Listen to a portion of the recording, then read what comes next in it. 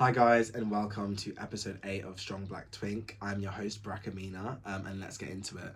First things first, I'm very sorry that this was a day late. I had a very busy week last week, and also you guys gave me 10 views for the last episode, so this was your time out. Like, run this shit up. I'm being so serious. I'm trying to get a little penny, one or two.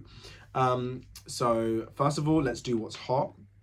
I loved Pink Panther's new album. Fancy that. I couldn't stop listening to, I think it was mainly Illegal and Romeo. Like, those two songs are on repeat. I've always loved her music, and I did love To Hell With It, but I don't think it had so much replay value as this album for me personally. I just love where her artistry has gone and how she's grown as a person, as an artist. And I love her music. So yeah, period. And then also I love my girl Tyler. I love listening to Bliss. I will be completely honest, I haven't gone back to the song after listening to it for the first time, but I am very excited for hearing it across every single beach club in the world this summer. It's nice to see how like she's moved from her debut album Tyler being like a very cohesive sonically album, and bringing kind of a new fusion of sounds or a new way to fuse different sounds to the mainstream, but has still managed to move on with songs like Shaker and Push to Start, and then Bliss, like, which are all very different but then feel so Tyler. So I'm just excited to see kind of where that goes in the future. And then I also quickly wanted to talk about I Kissed a Boy. I'm going to try and do a quick fire round because I don't want to go into too much detail, but I have really loved watching the first two episodes. It's been so surreal to watch them, and it's really weird that, like, for me, when I watch these type of shows, even though like each of the people are so different in their own right, I can't help but like relate to parts of who they are and what they represent, and like drawing kind of similarities in my own personal life. So I'm going to try and make this quick and not like go into too much detail. But from the first two episodes, my kind of current opinions are, firstly, Jas and Aaron. Jas, I think, reminds me a lot of myself in that he is a lover boy and quite a big personality. But what I think is really different to me is he comes across as so sure of himself, and not that I'm never sure of myself, but I think he stands in who he is a lot more. Whereas with me, sometimes I feel like I'm a bit of a manager. Like, I'm like, okay, I might be a bit too much for this situation, let me be a bit quiet, or let me be a bit held back. And I really like seeing that about Jas. I think that's, even in these first two episodes, given me a lot to go back and think internally of, like, that's what I would like to be for myself. So it's been really great to watch him.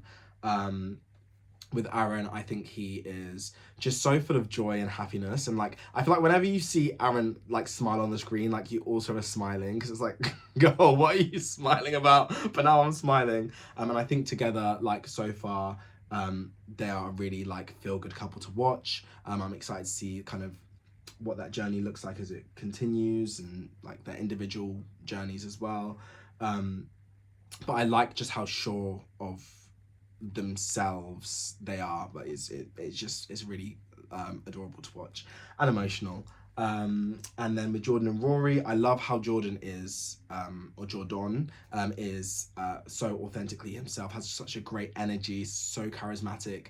But what I really like is that he is like, I do want a deeper connection. And I think a lot of times people that come across as funny can feel this, maybe, of like, you're the funny guy, you're like the fun guy, you're the good time guy. I now want to be the lover guy. And I like how he's so committed to being more than just a fun guy to hang out with. Like, he's looking for more than that, and he doesn't allow, you know, his great personality and his infectious personality to define what he's looking for and what he wants. And then with Rory, I like how he's not scared to get a mix-up, girl. Like, girl, you like that drama. But yeah, no, I just like him. He's very chaotic, and that's me, girl.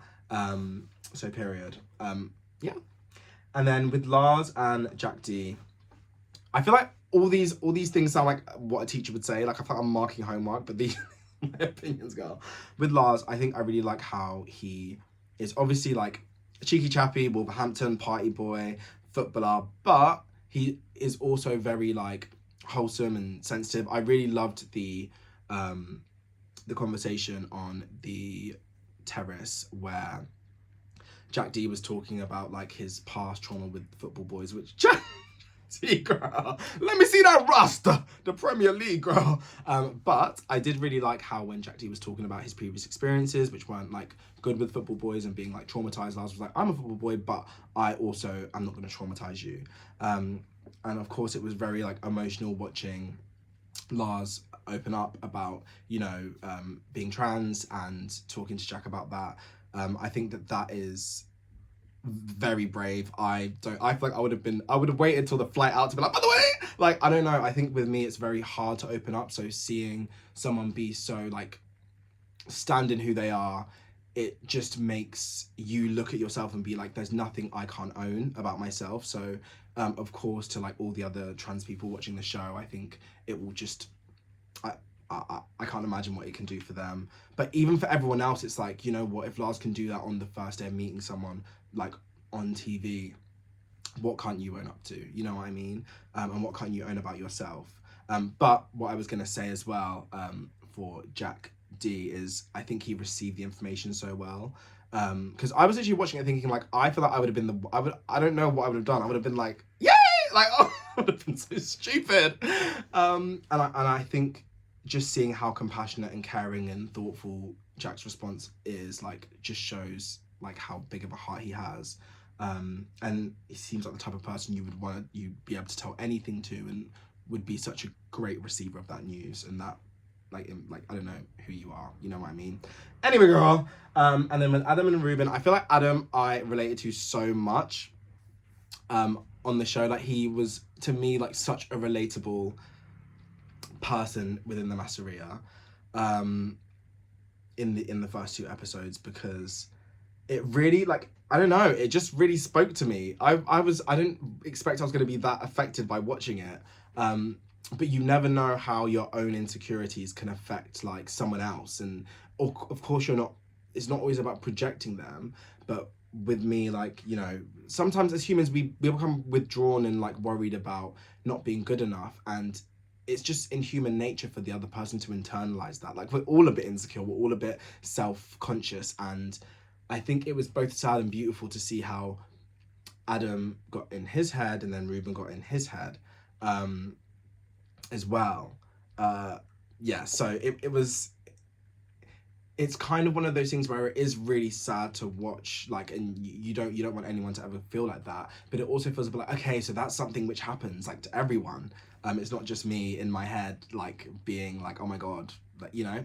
But yeah, and then with Ruben, I think one thing I really love about Ruben and his energy is that he talks obviously with Callum about, you know, growing up in places where he was the only person of color and he was the only gay boy there.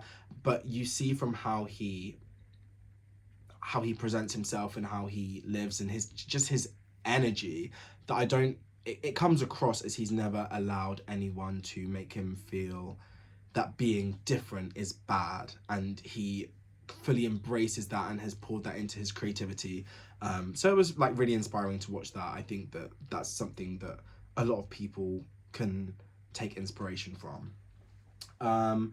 And then with Jack S and Jordan, I feel like Jack S is the friend you would definitely want. Like, when you're on your last legs on the way out, girl, I need Jack S to get me back in the game, period. But I loved how Jack S came across, like, just so real. Yeah, a real bitch. And with Jordan, although again similar in a way to Lars, that he came across at first as a cheeky chappy. There's loads of fitties in here, like, I like Jack S, but I might like someone else. But then when he actually gets the time to open up with who did he open up with? Jordan. He actually is like, okay, of course I am interested in, you know, looks and like who are the fitties, but I also am looking for a deeper connection, and, you know, talking about grief and how that's played a part in, you know, his dating. And it was really beautiful to see that other side of him as well. Nothing wrong with the cheeky chappy, but it was just nice to get that, like, that depth. And even again in these first two episodes, like, it feels like each of the boys come so far. And it was really great watching them. And then of course, Callum, it was great to hear you know, on first arrival, the bombshell of the hour, period. Of course, as well as like loving his entrance, like that was so funny. It's he comes across as very sweet and likable, and I think the main thing I liked watching about him was when he was talking with Ruben about his upbringing and his coming out story, and kind of how that's affected how he navigates dating and stuff like that. So yeah, those are my opinions on I Kiss a Boy. I feel like I'm not gonna do this again because that took 10 minutes, girl. Anyway, let's get into it. So the Met Gala was last week, and oh my god, I had notes on my laptop and the laptop was just shut down. You're gonna bear with me. The Met Gala was last week. The theme was Black Dandyism and super fine tailoring. I do have my top 5. If I was less lazy, I would be copying and pasting the images here on the screen, but unfortunately you guys are gonna have to use Google because it's very free. I'm so sorry. I can't be going in CapCut when you're giving me 10 views. Give me 50 views a week and I'll be in CapCut each week. I promise you that. But anyway, so number 1, Tiana Taylor, Shut It Down. Like that was Pimplicious. It was giving the baddie, literal baddie, but it was giving like the villain in Princess Tiana. Like I loved that down. Like it was just so well put together. Loved it. Then we have Jodie Turner-Smith. I think there's a theme here. My favorite color is red, so dress up in a little sexy red, period, ski, and I'm gonna be on that. But I loved the dimensions and the silhouettes. I think it was really beautifully put together. And she kind of turns it out year on year, Jodie, period. And then Cardi B, 8. Like, I just loved the look. And, you know, she was talking about how she was inspired, I guess, by the dandies in Harlem. And obviously being a New Yorker. And, sorry. As a Bob, I'm hearing New Yorker. Fellow New Yorker bitch. Buy a Cardi. But no, I loved kind of what she brought to the table. Period. And I love the green. This sounds so shady. I love Cardi B. And then Janelle Monáe, I love the reveal. I love Janelle Monáe's outfits year on year. And like the bag on the large coat. Period. And I saw that after party look, girl, Janelle Monáe, I'm gonna need to see that computer. And then Lewis Hamilton as one of the co-hosts, Shut It Down. I'm not gonna lie, the men I wasn't just obsessed with them. Like I was like, you had the chance to be a dandy, and you're being a mandy, like boring. But I'm not a fashion critic. I'm just a boy that looks at Met Gala pieces. But that kind of brings me to the point of this episode, because obviously before the Met Gala kind of actually kicked off, we had what's her name? Oh, girl, what's going on with this laptop? I need to shut the hell up. We had Suki Waterhouse, who had made a comment that, you know, every twink with opinion is going to judge the Met Gala and like tear women to shreds. Or something along those lines, and gay Twitter was up in twink Twitter was up in arms about that comment from Suki. Now, Suki, I'm saying Suki, bitch, like just fucking Suki. Anyway, go. So my personal opinion about this is it's truly not that deep. You have to pay me to care that she said twink. I think it's very crazy that the online gays who make a unpaid career out of logging into Twitter and typing their opinions and being mean and nasty and tearing people to shreds are mad when someone calls them a twink. And that truly just represents the fragile male ego. Like, you can call anyone any motherfucking thing in the dictionary, but the minute someone calls you a twink, you're literally having cardiac arrest. Like, that's very crazy to me. You need to calm down. You need to sit down.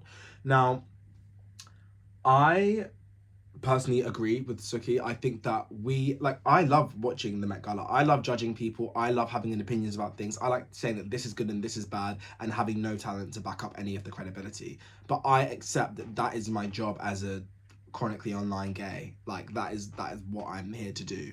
And if a woman calls me a chronically online gay, she would be correct. Especially if I'm taking time to talk about women. And I think that a lot of gay men like forget themselves and forget the fact that yes, it's such a special relationship that we as gay men have with women, where we are each other's safe spaces and we have mutual understandings, but there is still a power dynamic and there's still room for misogyny.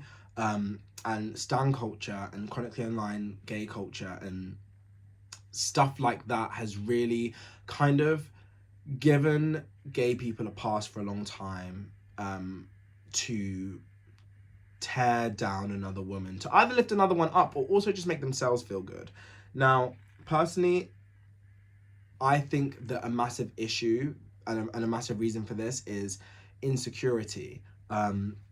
I watched a video. I'm not sure if anyone follows the gay scientist, the guy that like would talk about just different gay sociological things, and he was talking about horror films and why we as gays are always supporting women in horror films, and because women represent the unadulterated feminine, and that's how gay people see themselves in the real world. They say they see themselves as women navigating life. Yeah, and I think that the truth is we have to remember that as much as we see ourselves in our favorite, pop idols or rap girlies or housewives, and seeing how they can be like so sure of themselves and powerful and commanding, they are still women that deal with misogyny and deal with the male gaze, Gaze, but also the male gaze, Gays, because it's one thing for women to be women's own worst enemy and infighting and this and that and the other, but it's never going to be the same as a man like speaking down on a woman. And I think that similar to how when women talk about how straight men treat and view women, and then men will pull like a men's mental health card or a loneliness epidemic card, pulling the homophobia card, I feel like is really missing the point of what's being talked about and what's being said.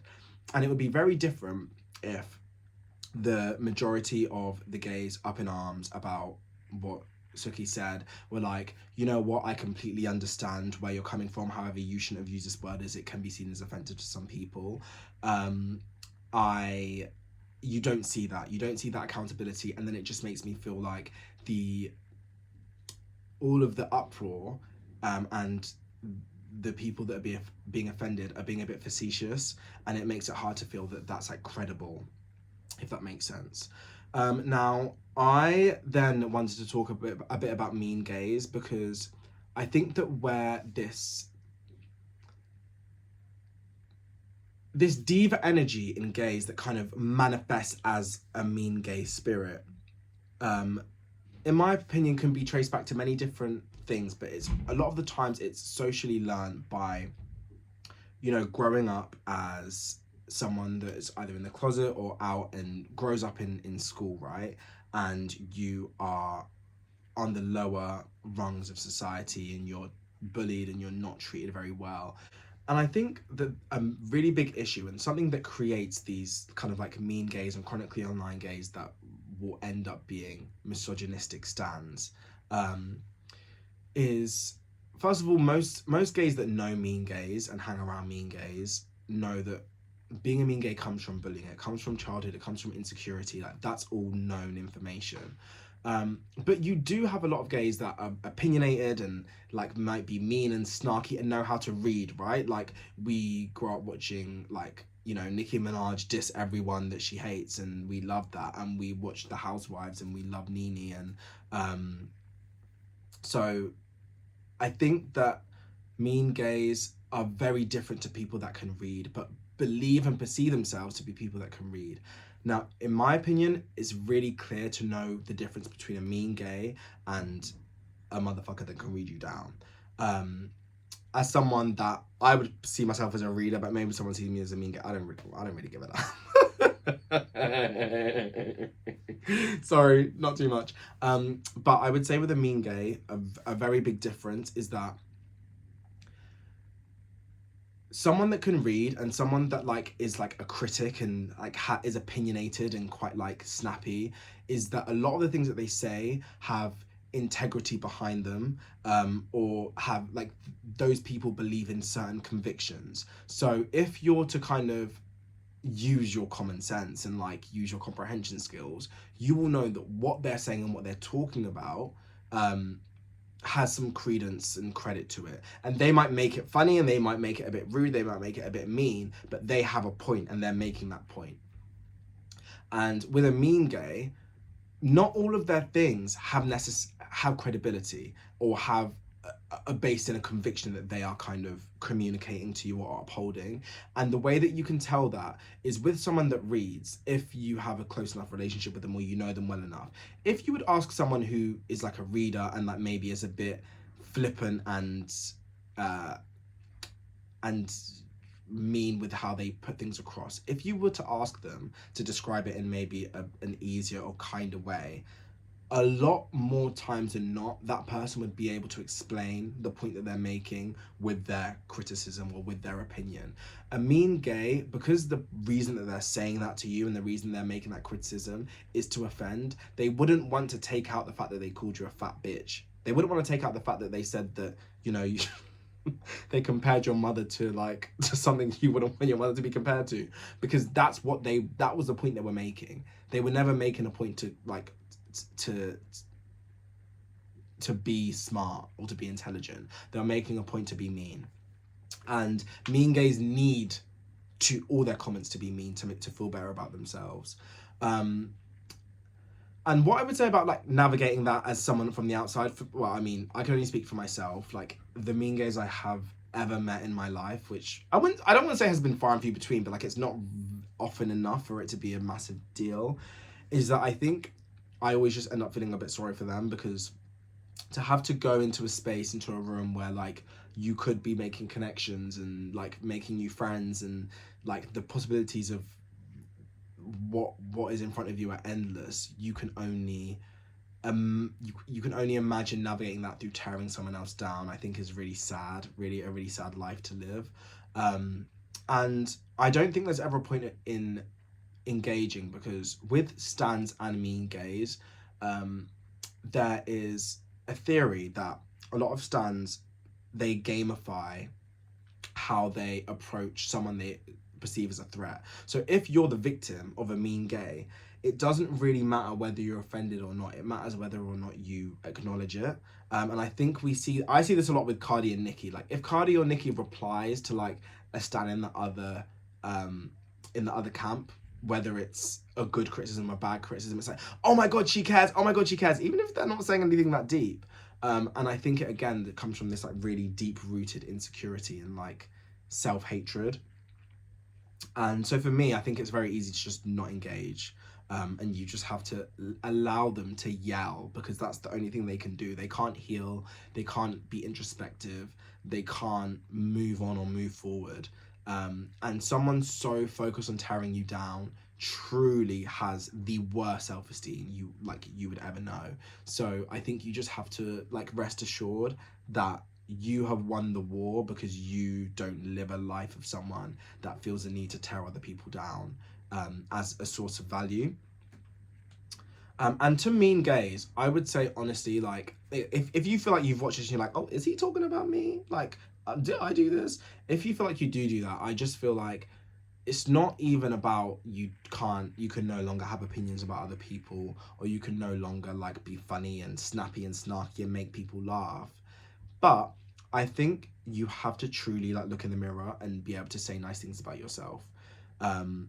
And I feel like a lot of the times, like the mean gays I know, like even if they say nice things about themselves, it's very often that in their behavior they don't think nice things about themselves. And I think that that's something like, as much as you can shit on mean gays and say that they're horrible and nasty and mean, which a lot of times they are, I think as gays we know a bit better and we understand maybe a bit more, and maybe you're too compassionate for our own good. But yeah, so to any of the mean gays or twinks with too many opinions, girl, look in the mirror and hug yourself. You know, get yourself a smoothie. List 5 things you like about yourself. And maybe the next time that you speak about someone else, you'll be able to say the mean, funny, like crazy things, and you'll be able to also deliver it with a bit of compassion and a bit of tact and something a bit more interesting than what you think is your rendition of an Azealia Banks read. Talking of Azealia Banks, I think that that's what a lot of gays think that they're giving, and the truth is you might be giving Azealia Banks, but Azealia Banks is not always right. Azealia Banks does have a lot of intelligent thoughts, but she is also very horrible because she's probably upset she's just not been able to make her career work in the way that she's wanted to. And so when you try to emulate her, just ask yourself, why is my career not working out for me? Am I not getting paid the amount that my talents would allow me to? Do I need to get back in the field and get active and like get that bag? Because I just feel like if someone feels good about themselves, they wouldn't feel the need to like be horrible and mean. And this is someone that has a very mean sense of humor. Like I wouldn't feel the need to make someone feel shit about themselves if I was making enough money and successful enough and talented enough and beautiful enough. And anyway, actually, speaking about that, we had, I completely forgot what the drag queen's name was. I feel like it started with Erica Diamond, but I might have made that up. I might have literally made that up. It was like Ice Spice was on the judging panel, and she just said that a drag queen didn't seem very like confident and didn't own the stage, and that drag queen then went online and said that she would say that her 25 years of work doesn't measure up against Ice Spice's one song about shitting and farting. Now, I have my criticisms about Ice Spice, but what you are not gonna do, Miss Ma'am, is come for my good sis Isis. Never, never that. And I think it's really ironic that what Ice Spice saw in this queen was a lack of owning the stage, and delivered it in quite a compassionate way. And I think the issue is that clip blew up on TikTok. Oh, not on TikTok. Well, it might be up on TikTok. It blew up on Twitter. And then when the drag queen responded, it showed that person didn't feel good about themselves. Because why would you feel the need to talk shit about a platinum selling artist when you've had 25 years of work out? And I don't even remember your name. I just said Erica Diamond. I didn't even know if you're called Erica Diamond, girl. And I think it just goes back to what we're saying about the way that people are so comfortable speaking down on women and being mean and being horrible because they can't deal with accountability to themselves. And I think even the outrage from the twinks about being called twinks is a representation of that.